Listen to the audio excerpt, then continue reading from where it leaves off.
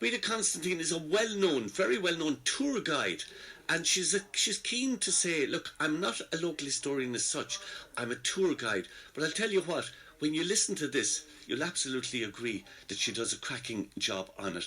Let's take a virtual walk through Celbridge and on to Castletown House. Our virtual guided tour of Celbridge starts on the one and only road bridge in the village. And the reason for that is that Celbridge derives its name from an ancient crossing that forded the River Liffey at this point.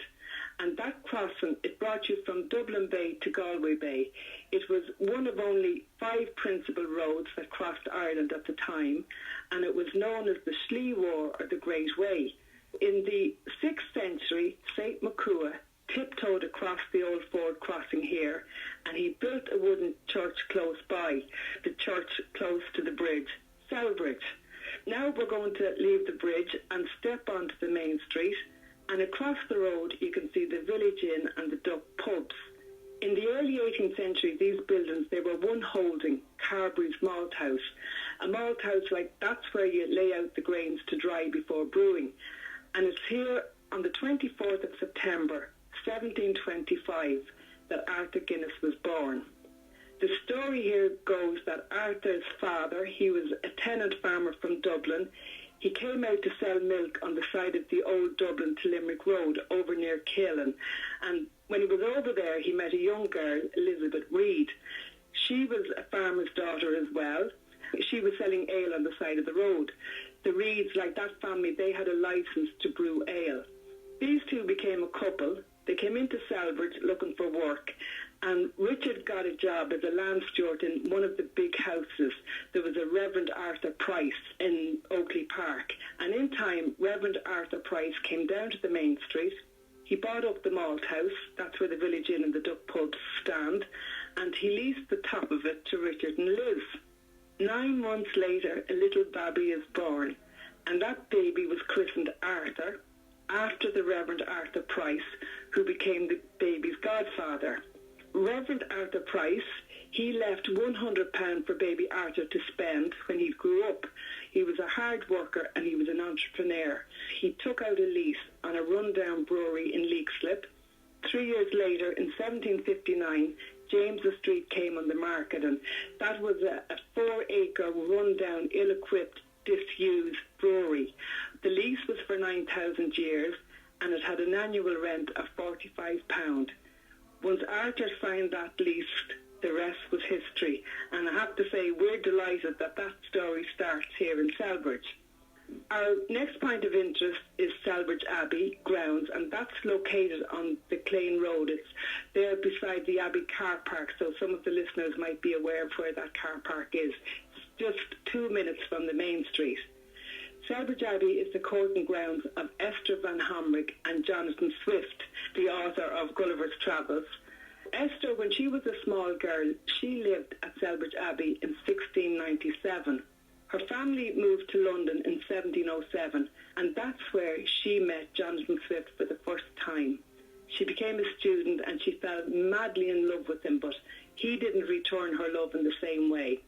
He gave her the pet name Vanessa because he didn't want anybody to know that these two were having a relationship.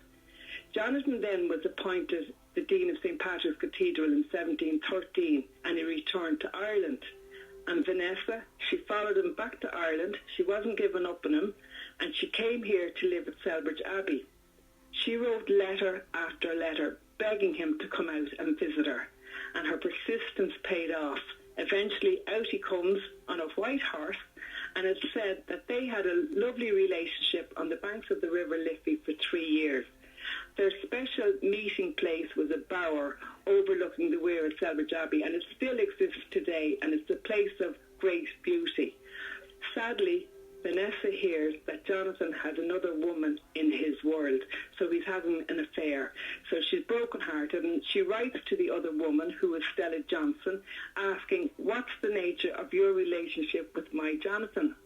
Stella shows the letter to Swift. He's really, really angry at this stage, comes out to Celbridge, slams the letter down in front of Vanessa, and he leaves in a rage. She knew that she was never going to be in his arms again.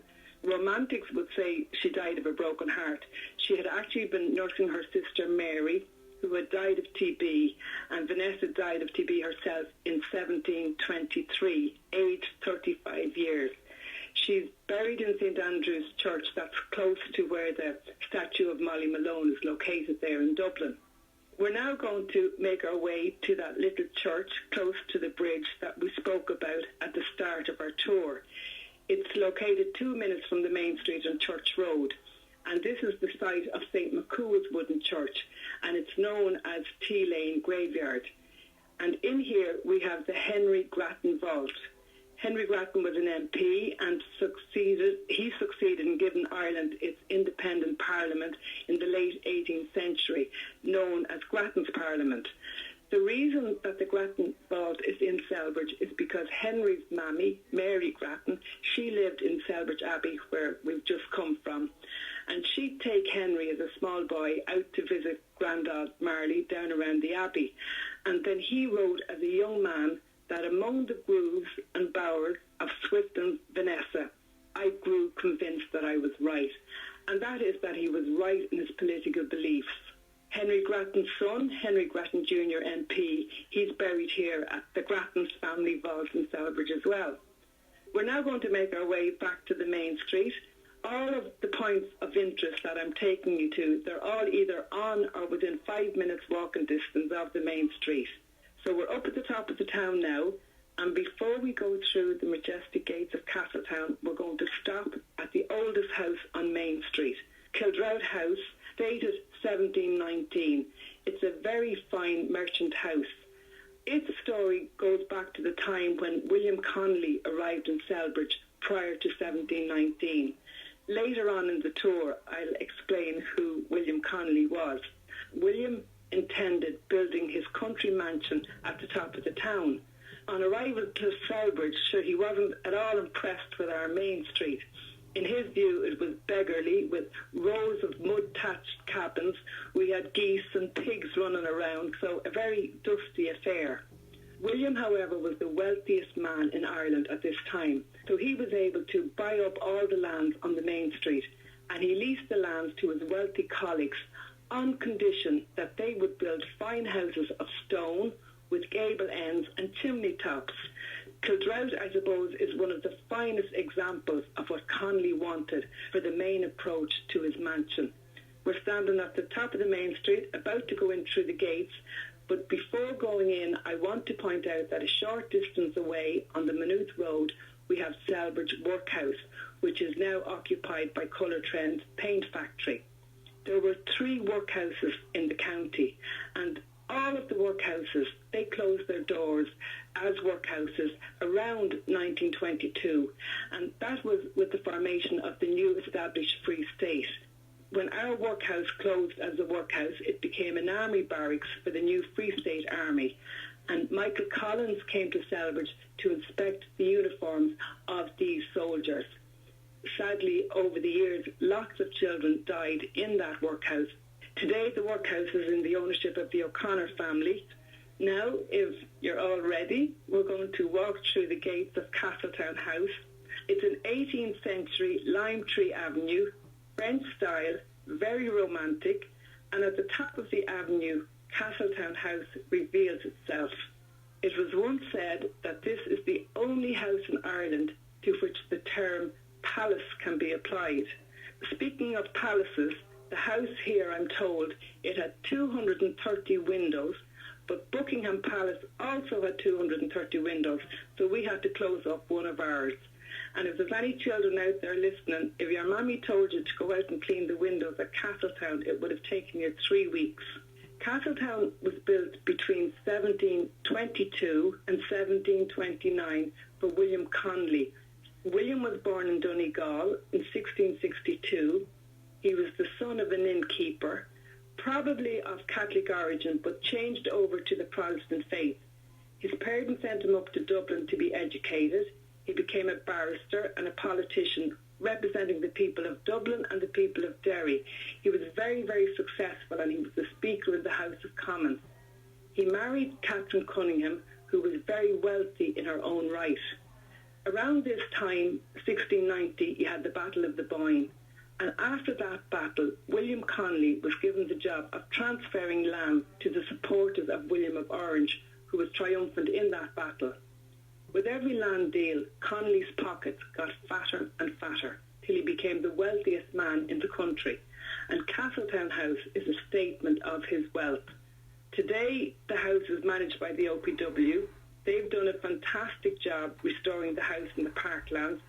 They've been working from the original drawings by Lady Louisa Connolly. She lived there in 1759.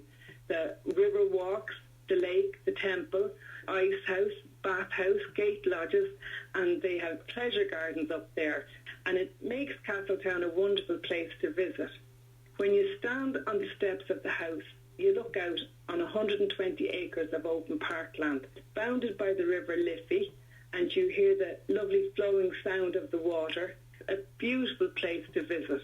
Celbridge, what we consider to be our truly historic village. What a fantastic account. Breda Konstantin, take a bow.